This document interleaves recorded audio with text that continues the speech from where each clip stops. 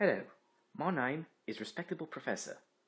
Obviously, you can tell my parents hated me and wanted a girl. But that is beside the point. The point is that the 20s and 30s were very important. First of all, they are both decades. Yes, believe it or not, they are. There were also strong differences between the two eras. The 1920s saw an economic boom and a trend of economic conservatism, materialism, as well as social and moral liberalism. On the other hand, following an economic and financial ruin, most Americans of the 1930s turned against the Republican-run government and sunk into a global state of poverty and depression. Following this, the government became more liberal and was forced to pull out all the stops and limits to help relieve the suffering, by implementing what has become known as a New Deal. Also, the reason I am wearing a coat is because this is New Hampshire, not because I am a Star Wars minifigure from Hoth. Any comments about production cheapness are completely untrue. Let us travel to the period and to explore the aspects of life, economy, and government. During the 1920s, the economy was fantastic, and many used the booming industry and the stock market to amass wealth, and everything was like, everything is awesome!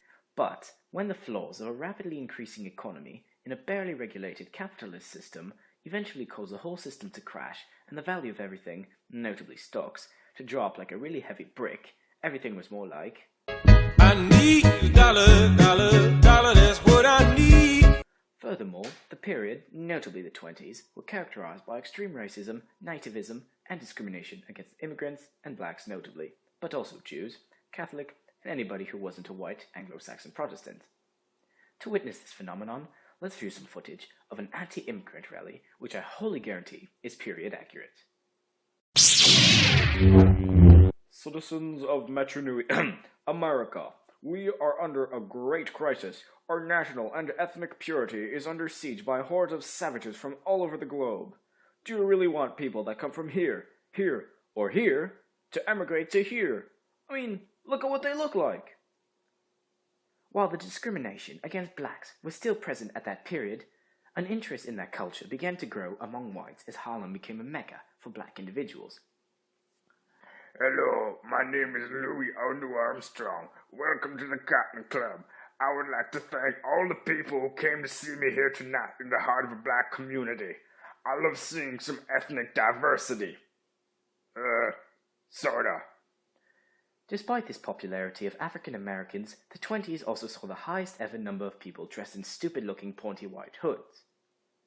Okay, that's just offensive. Also, during the 20s, Prohibition was in effect. That means that nobody could sell, make, or buy alcohol. That, of course, was a bad idea, because people need them some liquor.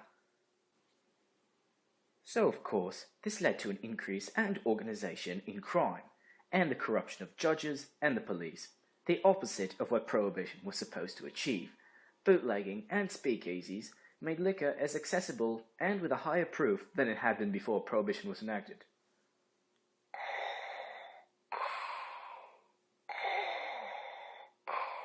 Hey buddy, you want to buy some booze?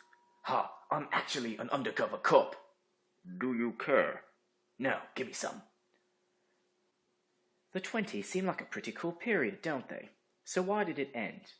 Well, it's mostly because people were spending too much money and buying so many stocks with no limits or regulation until the stocks were selling for more than they were worth, causing a bust and a rapid dropping of stock prices, shattering the new industries.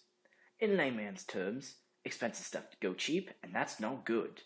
So people stopped liking the Republican government, who did nothing, and instead started liking a guy in a wheelchair who would spit out various letters to form initialisms, not acronyms, there is a difference, that somehow helped America get back on its feet, despite him not being able to do so.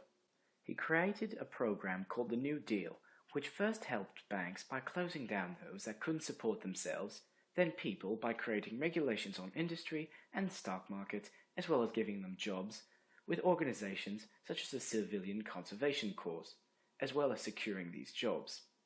He also passed many other acts, such as the Social Security Act, giving pensions for seniors, the Glass-Steagall Act to control banks and investments in the future, and the Tennessee Valley Authority, which helped one of the poorest regions in the nation by constructing hydroelectric dams. So, in reality, what was the difference between the two periods? On one hand, the 20s saw the rise of isolationism and nativism, but also of cultural liberalism and lower moral values. The economy was booming, and laissez-faire Republican presidents of the time ran the country with little interference.